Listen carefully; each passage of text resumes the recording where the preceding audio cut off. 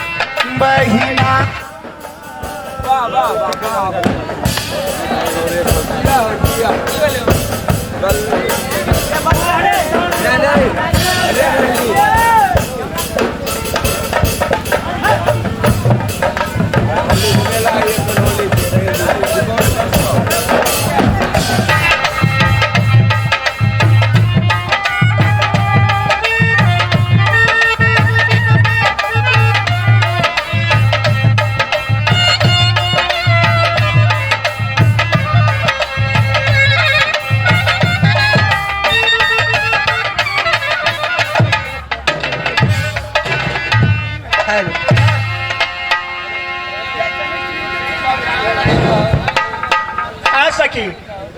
हल हल हल हल हल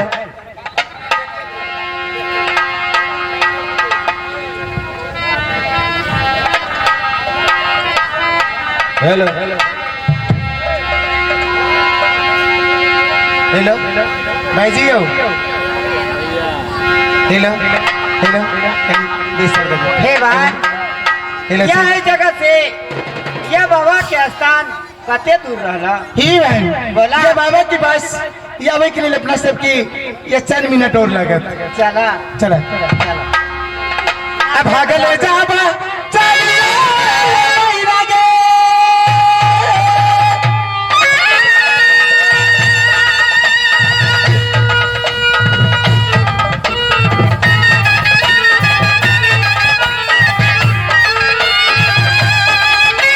ये मेरा तो पूरा ये सा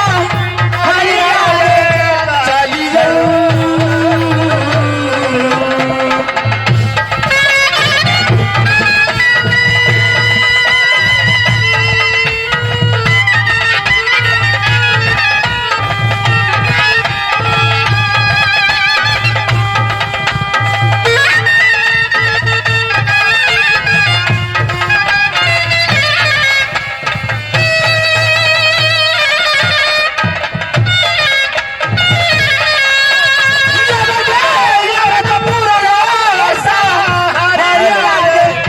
चली जाऊं